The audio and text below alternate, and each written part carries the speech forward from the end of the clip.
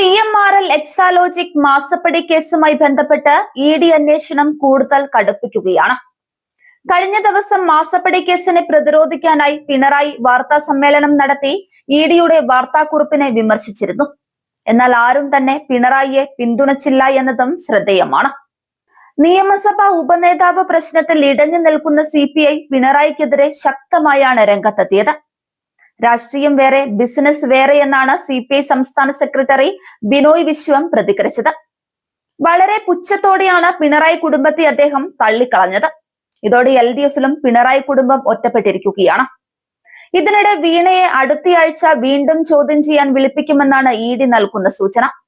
ചോദ്യം ചെയ്യലിൽ വീണയ്ക്ക് ഇനി ഒന്നും ഒളിച്ചുവെക്കാൻ സാധിക്കില്ല. ഇതിനുശേഷമായിരിക്കും മുഹമ്മദ് റിയാസിനെ ചോദ്യം ചെയ്യാൻ വിളിപ്പിക്കുക.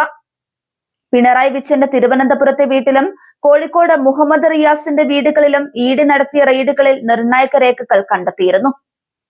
ഹവാല ഇടപാടുകളിലും തെരഞ്ഞെടുപ്പ് ഫണ്ടുകളിലേക്ക് ED അന്വേഷണം നീളുകയാണ്. ഹവാല ഇടപാടിൽ വീണയ്ക്കെതിരെ ഫെമ കേസ് ഉടൻ രജിസ്റ്റർ ചെയ്യും.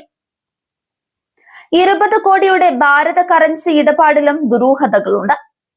2021 സോളസ് എന്ന പരസ്യ കമ്പനിക്ക് വീണ പണം കൈമാറിയതായി കണ്ടെത്തി. റിയാസിന്റെ തെരഞ്ഞെടുപ്പ് പ്രചാരണത്തിനായാണ് പണം കൈമാറിയതെന്നാണ് അന്വേഷണ സംഘത്തിന് വ്യക്തമായത്. CMRL നിന്ന് ലഭിച്ച പണമാണോ കമ്പനിക്ക് നൽകിയതെന്നതിൽ വ്യക്തത വരുത്തും. വീണയുടെ ഡയറിയിൽ നിന്നാണ് സോളസ് കമ്പനിയുമായുള്ള ഇടപാടുകളുടെ വിവരങ്ങൾ EDക്ക് ലഭിച്ചത്. മാസപ്പടി കേസിൽ വീണയുടെ ഇടപാടുകളുമായി ബന്ധപ്പെട്ട് മെയ് 27 പ്രതിപക്ഷ നേതാവ് പിണറായി വിജയന്റെ വീട്ടിൽ നടന്ന റെയ്ഡിൽ ചുവന്ന പുറം ചട്ടിയുള്ള ഡയറി പിടിച്ചെടുത്തിരുന്നു. ഈ ഡയറിയിലെ ആദ്യ 9 പേജുകളിൽ പണമിടപാടുകളുടെ വിവരങ്ങളും പണം കൈപ്പറ്റിയ സ്ഥാപനങ്ങളുടെയും വ്യക്തികളുടെയും പേരുകളും ഉണ്ടായിരുന്നു.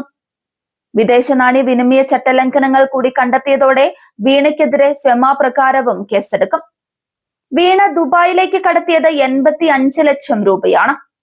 പണം നൽകിയത് ആർക്കാണെന്നും കണ്ടെത്തേണ്ടതുണ്ട്. 20 കോടി രൂപയുടെ ഭാരത കറൻസി ഇടപാടുകളും ദുരൂഹമാണ്. ഇന്റർനെറ്റ് കോളിന് വേണ്ടി വീണ ഉപയോഗിച്ച സിം കാർഡ് DYFI നേതാവ് നന്ദുലാലിന്റെ പേരിലാണെന്ന് ED കണ്ടെത്തിയിരുന്നു.